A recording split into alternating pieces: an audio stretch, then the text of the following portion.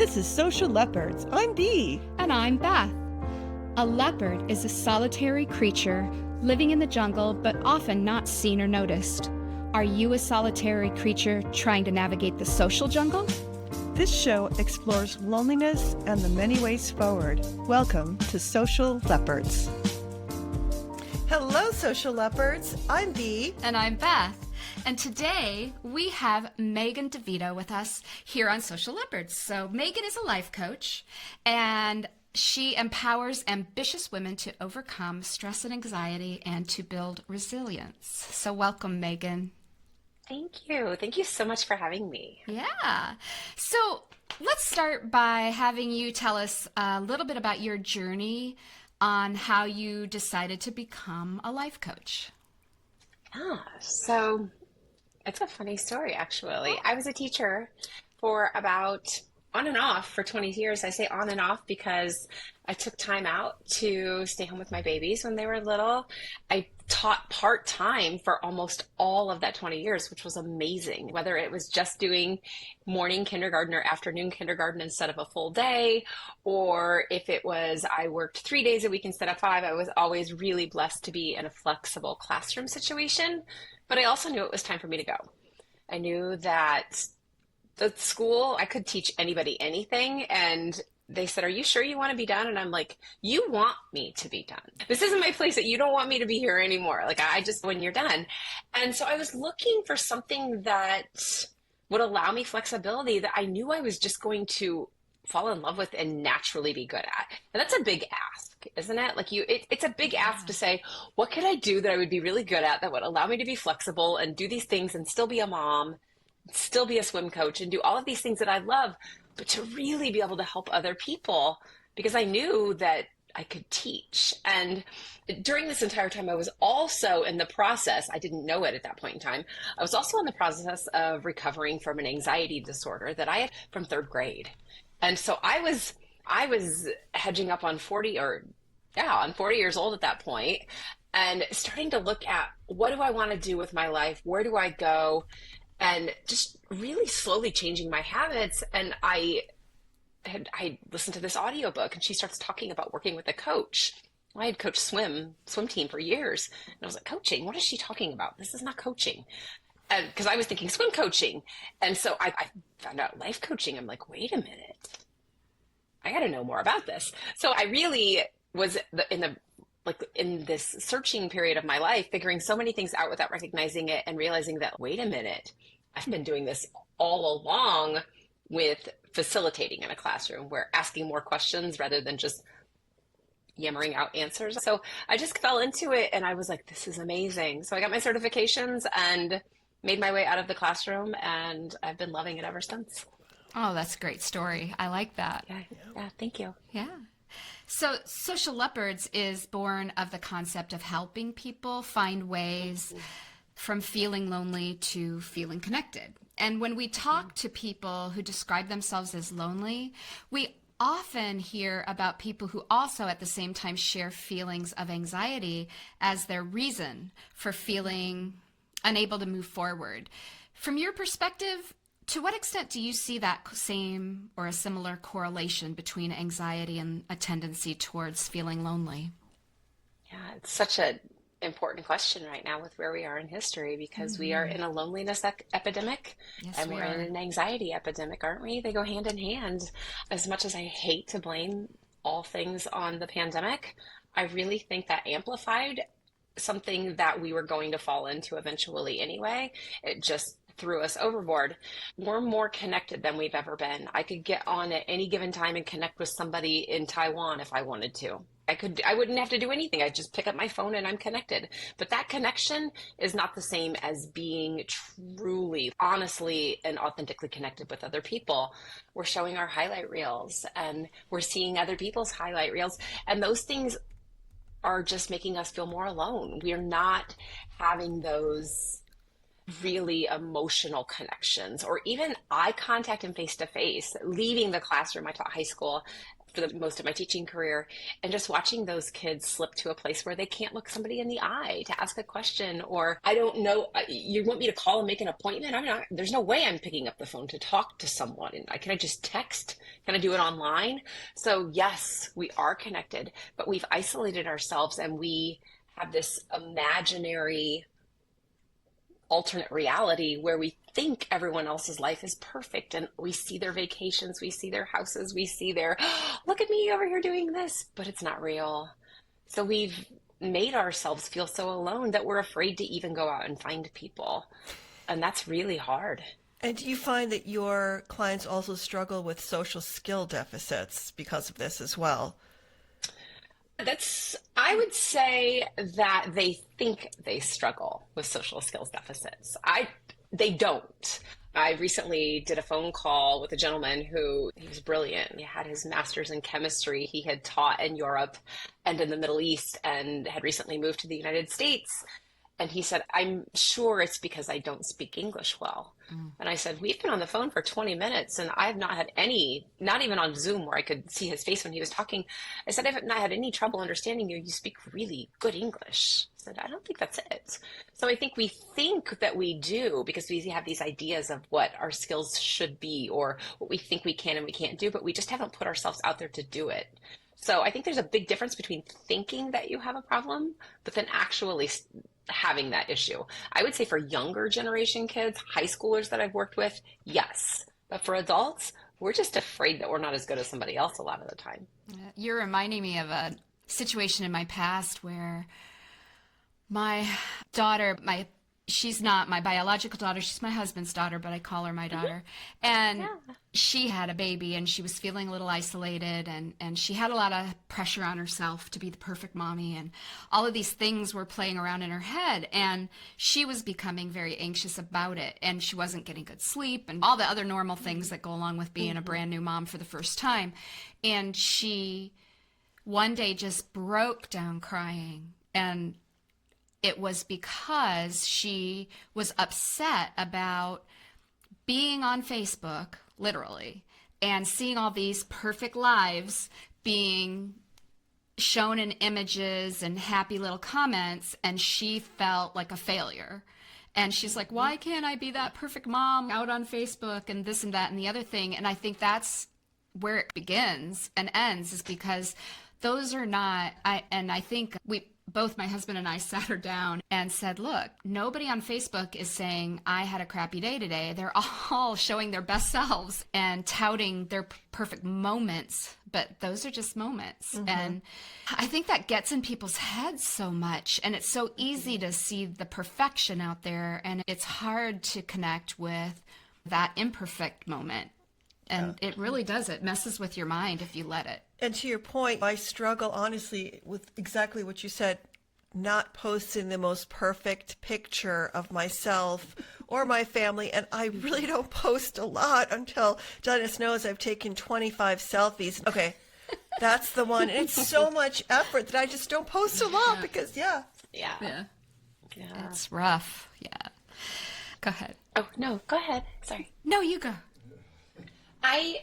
Years ago, I was home with my daughter. She's 16 now, my youngest daughter. And so I was home with her when she was little, and I wrote a blog for a while. And I remember I wrote a blog post and I called it, I'm not Martha Stewart and neither are you. And because I would get these catalogs, right? Like I'd get Pottery Barn or Restoration Hardware or Martha Stewart or Real Simple. And I would be like, look at my house. It's terrible. And then I realized that, wait a minute, nobody lives in this house. This is just a thing they set up to take pictures of. But we get caught in that. And before it was social media, where we didn't see our friends doing it, it really was just a catalog we got in the mail. You'd be like, gosh, I wish my house looked like that. I wish I had that couch. I wish I had all of the money to be able to do this or to make this amazing dinner on these beautiful plates, where it's a setup. It is. And we're still being set up. It was just that before it was in a catalog, and now we see our friends doing it. And we see people who are out there living life that we're like, why can't I not do that? Yeah, I agree. Switching gears a little bit, I reviewed your website before you came on the show, and I loved the way that you openly described yourself as someone who had tried all of the self-help books, tips and tricks, all the things, and you still felt like you fell short, which is what we're talking about, right? We interact with a lot of people who carry that mindset that I've tried and I've failed so many times that I'm just giving up. And it's hard when you're in that space. So what made you keep trying? Oh, you're not going to like this answer. You wanna know what the answer is? I quit trying. Oh, okay. Yeah. If there's anything that I've learned that I see more and more, if I can feel anxiety rising in me now, I know it's because I'm seeing something that's making me think about being anxious.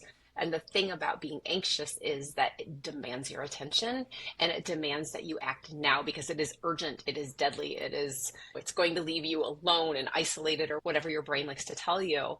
And the more attention that you give it, the more it grows. So for me, with my backstory, my anxiety was almost entirely related around my health. I thought I had every single disease under the sun. I've never had any of them, but I was so sensitive to how I felt that I would just freak out. And so I would research, I would try and do all these things. I would go to the doctor, I would do all these things. And the more I did, the more attention I paid, the worse I felt, because you can prove to yourself that you're fine in the moment, but what about the next moment?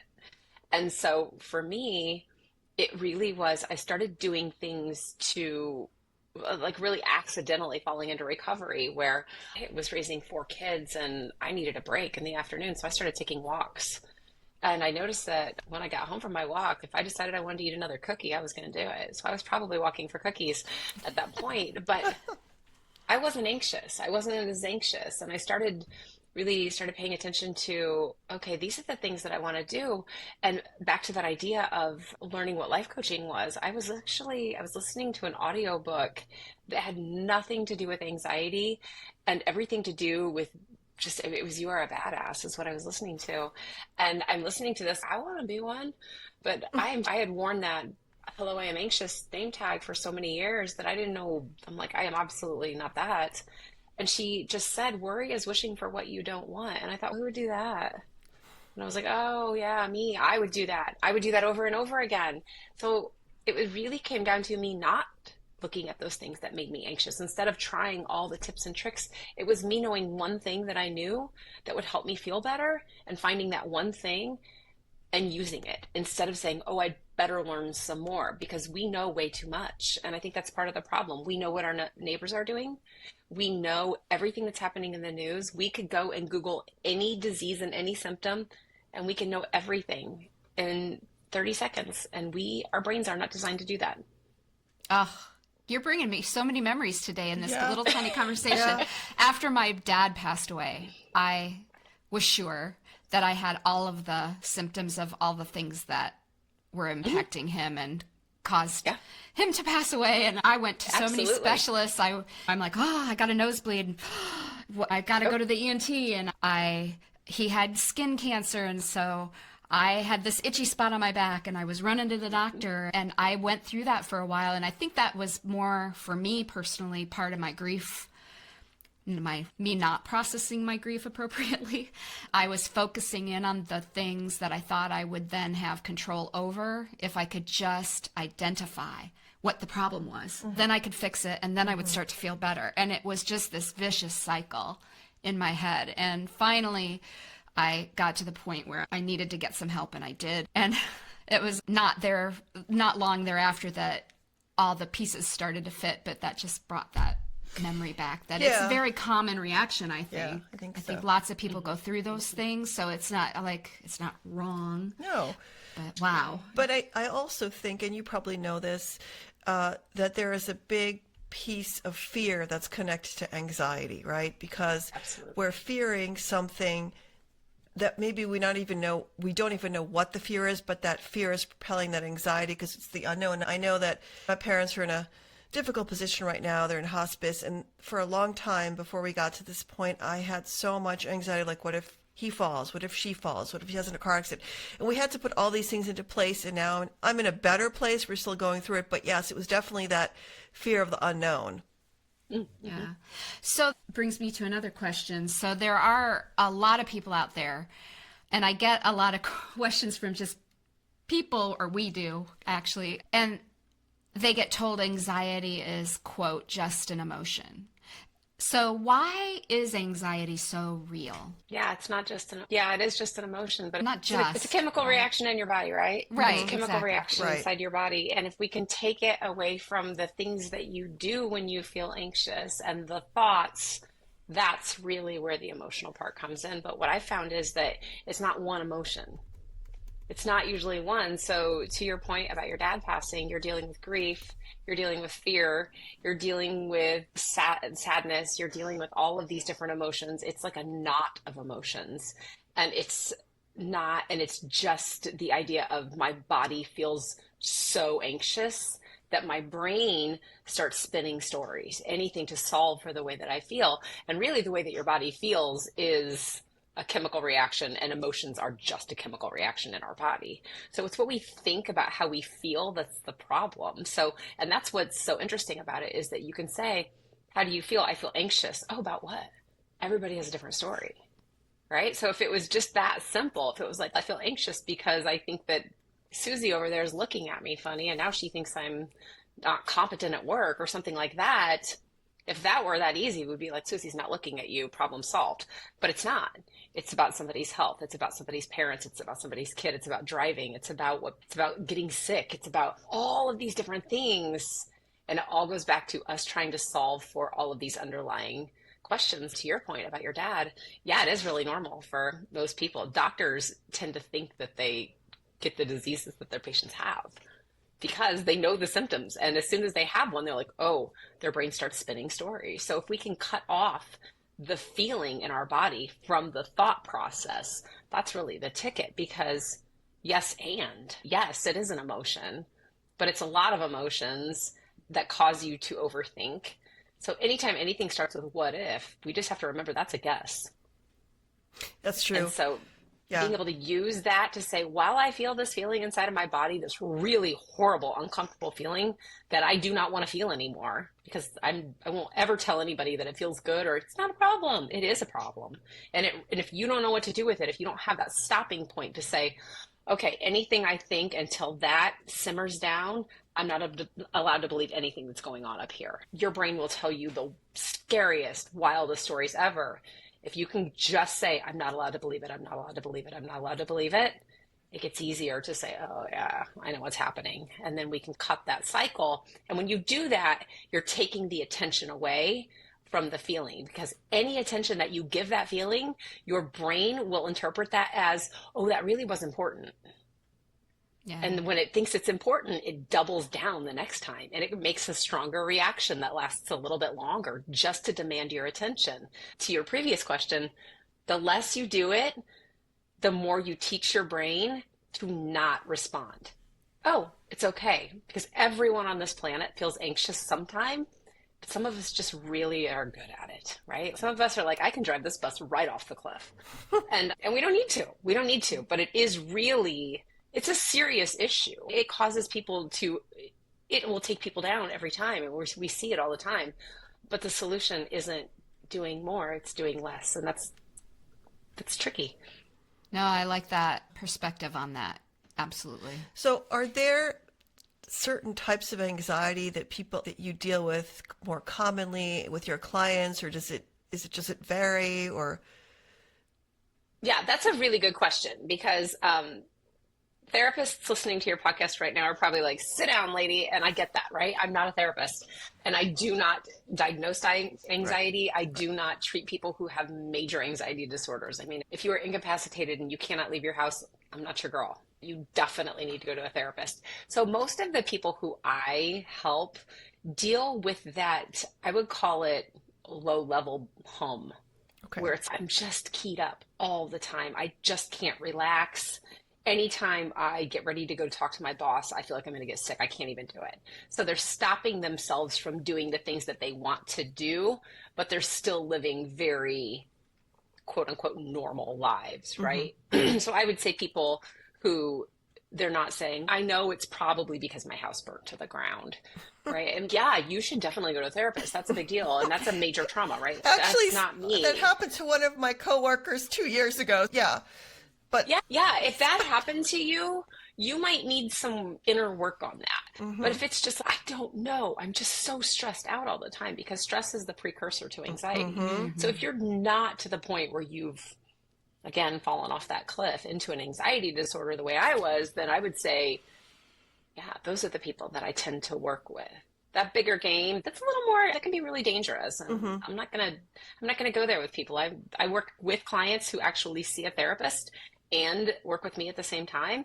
And it actually works out really well. I've got some clients with some really big time anxiety, but they also have a therapist supporting them. So I can text their therapist and say, hey, this is what we talked about today. Is there anything you want me to focus on? And really working on like the action portion and let's do these things while they deal with the more ingrained trauma and things like that. That's wonderful. That's such a great idea. I wouldn't even think about that, but that's terrific. That must be very effective to have both. It is. Yeah. Because knowing what to do and actually doing the things isn't that easy sometimes. Yes, exactly. I have a friend who really struggles socializing, and part of the reason is because that's been a lifelong struggle. And so over time, and a lot of self-isolation that has resulted from it, as each year passes, it makes it even more difficult to get out there and interact with others. So there's always this perception by this individual that people are just being polite, that nobody could actually like me because I don't have anything interesting to say, or always putting themselves down and being a negative Nelly, for lack of a better term. And I try my best to uplift and support and remind this person of all the wonderful things they bring to the table, and the reason that I'm drawn to and love chatting with this person, but it just doesn't ever seem to get anywhere. So it sounds like I need to try to get a hookup here. Yeah. Yeah. And the longer she goes thinking that and not doing anything to find evidence, it's the more ingrained it gets, right? So I think that I just like to tell my clients, we're going on a perpetual Easter egg hunt, right? We're always looking for Easter eggs that are showing us what we want to see. So the cool thing about your brain is that it's designed to hear your name or mom. You go to the mall and some kid yells mom. Every woman who has a kid in the store turns around and looks, right? Or to even know your own kid. But someone says mom, you look, even though you know that your kid's grown and doing something else. But we also, if you tell yourself, gosh, you know what? I'd really like to go buy a purple Jeep. Nobody has a purple Jeep. All of a sudden, everybody's got a purple Jeep. You didn't even know how many purple Jeeps there were out there because you told your brain to look for them. Yeah. So it'll do it for the good and it'll do it for the bad. Yep. I agree. I want to move on to your podcast because I have listened to several episodes and want to be able to give you a plug as well as talk about it. But I'm going to reference my laptop here so I hopefully won't get it wrong, and I'm going to summarize, but I think the one that resonated a lot with me was where you talked about when you hang on to your anxiety and your stress, it becomes that person's normal. And you said something really important that I'd love for you to summarize again with our audience, is about how someone with anxiety can start to reinterpret that bad cortisol flow as it was flowing through your system. We all have it, right? And so a lot of people will notice it, especially in the morning. People will say, I don't know, nothing happens, but I wake up anxious.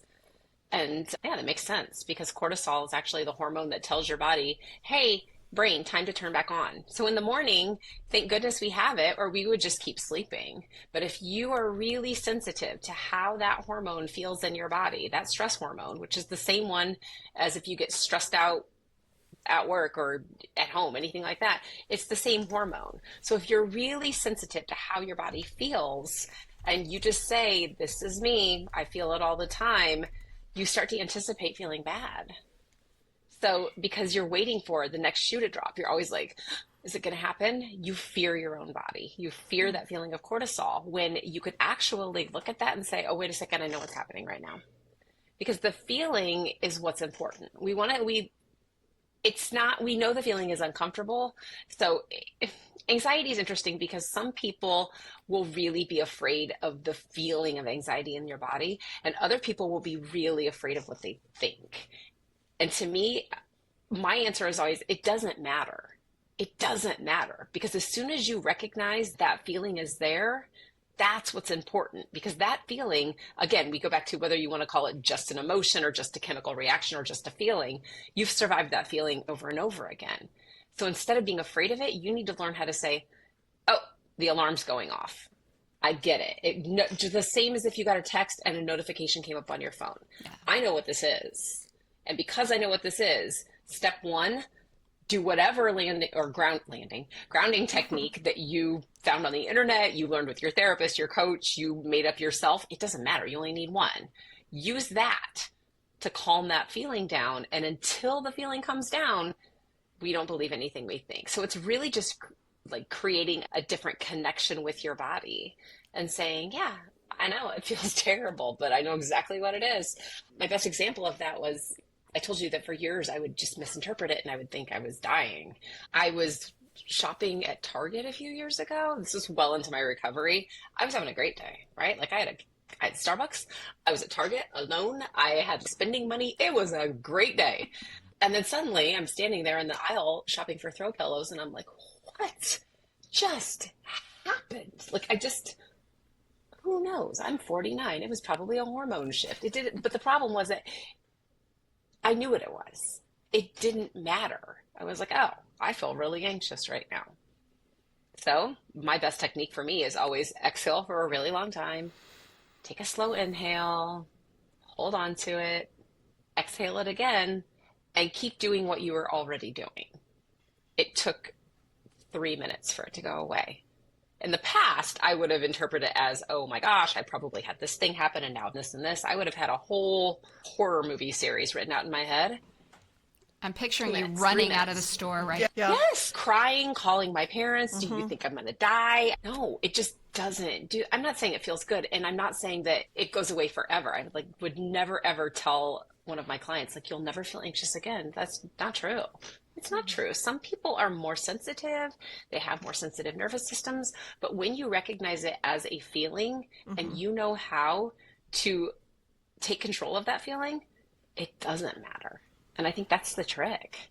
Yeah. So when I started working as a school psychologist years ago, we had to present results all the time to various groups of people, to the public. And sometimes I knew they didn't like the results of my report because it was not what they wanted to hear. And I would have these moments when I would lose my voice, literally couldn't talk. And it took me years to figure out what was going on there. And I realized later, okay, whatever I say, nothing bad's going to happen. We can have a conversation. They're going to be unhappy. And I have to deal with the fact that I will make someone unhappy.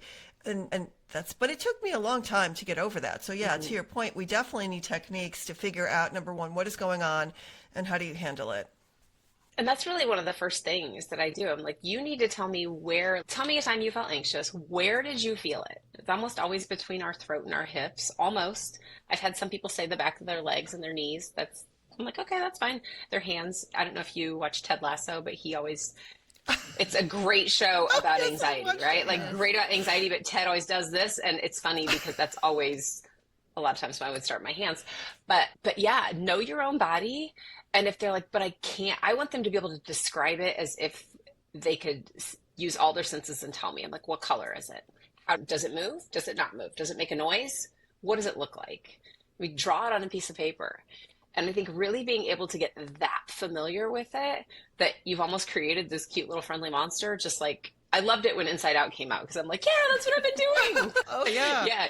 Yeah. I'm like, oh, I feel so smart right now. But yeah, turn it into a little animated character if you need to, because when you know it that well, it's not as scary. You can say, oh, here goes my brain. Yeah. It will feel, and to be fair, it will feel necessary. Your brain will tell you, but this time's different. No, it's not. I love that too. And this kind of makes me think about the self-care episode, which I absolutely loved, by the way. That really resonated with me because I think that when you talk about reducing anxiety, that's a huge thing to think about on a daily basis. And I guess my question for you is thinking about the role models I had in my life. And one was my mother, who was a very successful, high-performing person who now has dementia, sadly. She never gave herself self-care. And I wonder, how do I, as her daughter, convince myself that it's okay for me to do that? Because I still feel guilty about it. Yeah, so that makes me curious. When you said that your mom was really high performing and successful, what did she do? She was What a was her job? physician. She had a private She was a physician. practice. She's psychiatry, worked 6 days a Yeah. week. Before she came from Ukraine, my parents did. Before she was a physician, Oh. she was a pediatrician, before psychiatrist, and a surgeon before that. So she was a smart Wow. lady, but she had a very imbalanced life for a variety of Hmm. reasons.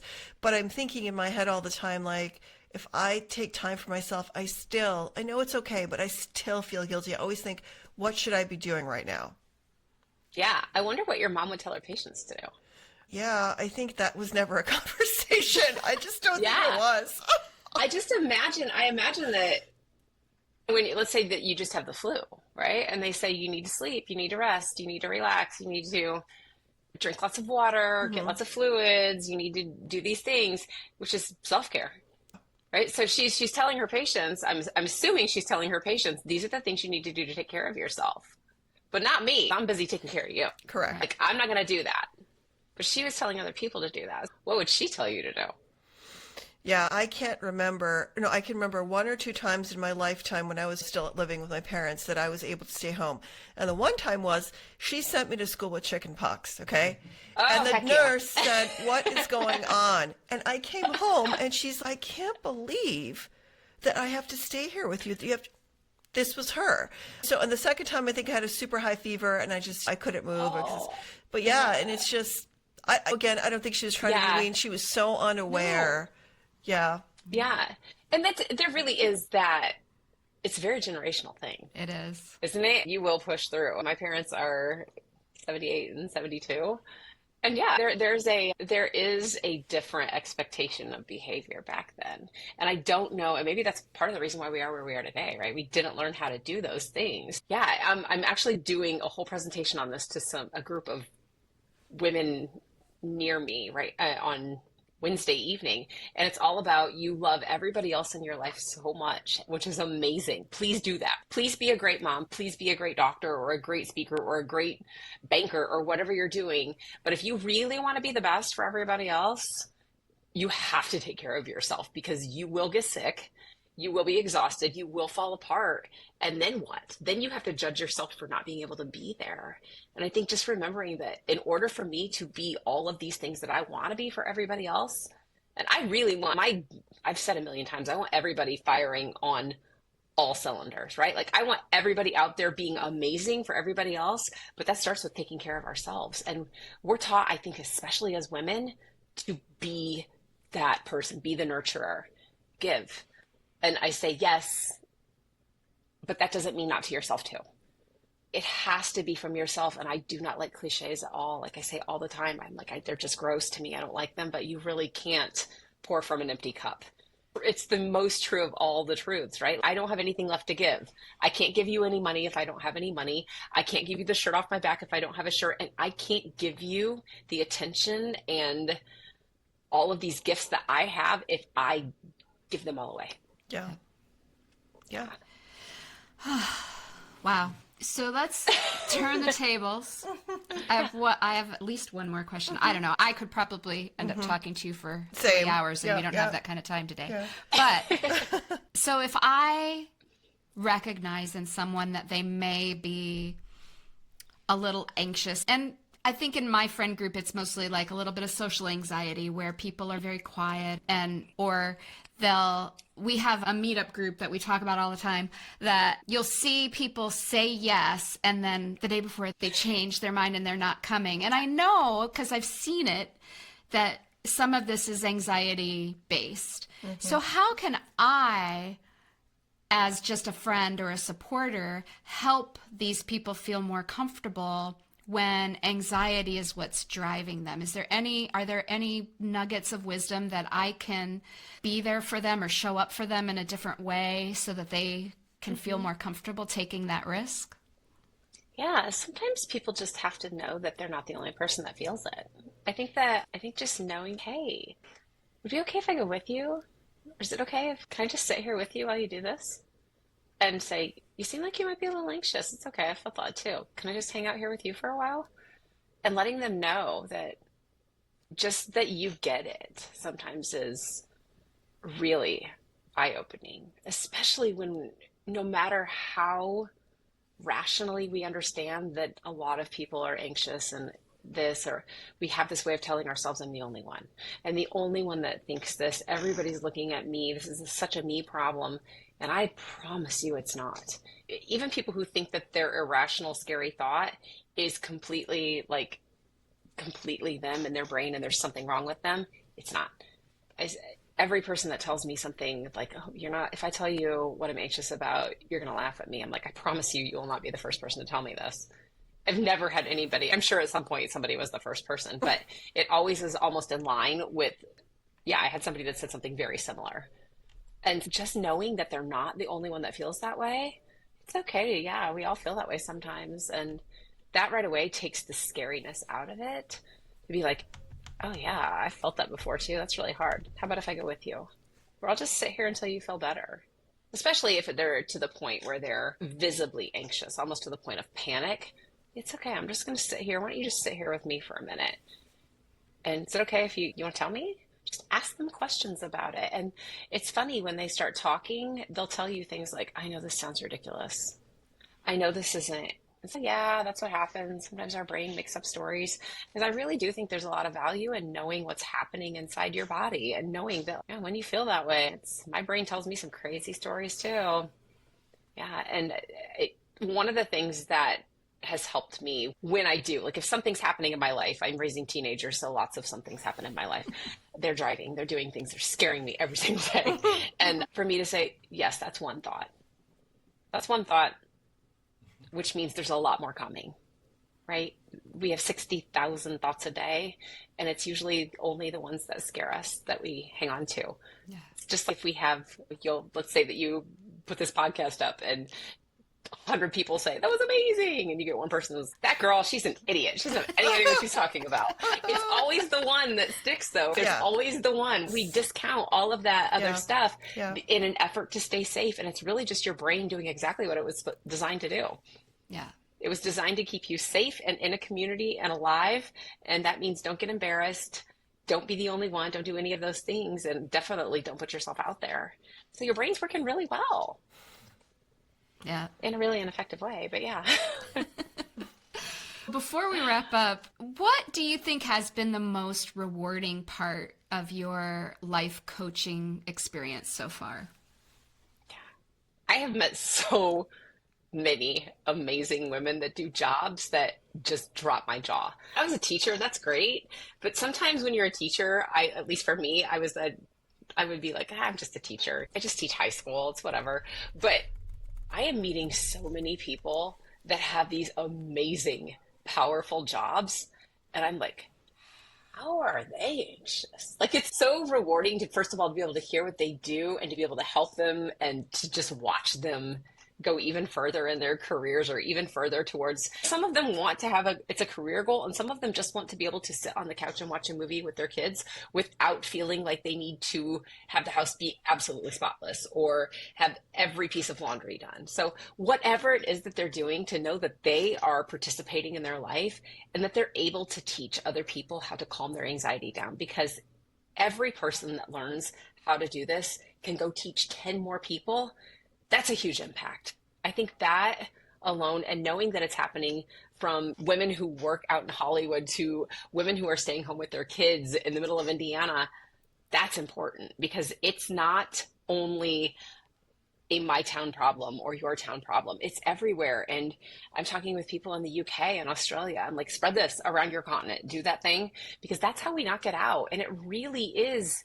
It doesn't take 30 years. It might have taken me 30 years to figure it out, but I can help you figure it out in 30 days. And if that's the case, we could knock this out. And I think the most rewarding part is actually feeling like I'm putting a dent in something that stole a whole bunch of fun stuff from me. I don't want it to steal that from other people. I love that. That's such a great message. And thank you for doing that. That's why we do the podcast, because we want to help people get over their anxiety, their loneliness, figure out how to make better friendships, more friendships. So, yeah. And I think this Thank is you for doing what you do too, because it is such an important topic. Yes, and we don't tout ourselves as experts. We try to wrangle in people who have that lived experience and also are dedicating time and effort to that experience to bring it to the forefront. And I'm hoping that, and from what little feedback we've gotten, the regular people talking to regular people and then connecting with others who can help us solve and find those ways forward has been really rewarding for us. I do want to let our audience know that be sure to please check out the show notes. All of Megan's details will be there. So if you want to connect with her, listen to her podcast, I think your website has a couple of really nice free resources as well. And then if you're ready to take the next step and do believe that you'd be ready for some life coaching, there's that option available to you as well. And before we wrap, Bea, do you have one or two questions to ask? I don't. I think I'm good. Do you? You are okay. Yes. I just wanted to make sure. Thank you. So I think that is a wrap. And with that, we will say thank you one more time to Megan for your time today. Great. It was really great talking with you. And I love all the stories and your openness about sharing your experiences. They were very helpful and encouraging. Thanks for having me. This is such a great way to spend my Sunday. Awesome. Thank you. And with that, we will see you next week, Social Leopards. Bye-bye. Hey, Social Leopards. Don't slink back into the jungle quite yet. We have 2 important messages to share. First, remember to like this episode, drop us a comment, and if you haven't done it yet, follow this show or subscribe to our YouTube channel. You can reach us on social media. You can also email share@socialleopards.com to contact us privately. All links are in the show notes. We love and appreciate hearing from those who listen to the show. Second, we want you to know that this show is not intended to be a replacement for professional therapy. If you are struggling or if you need to interact with another person, check out the show notes for resources. Thanks for listening.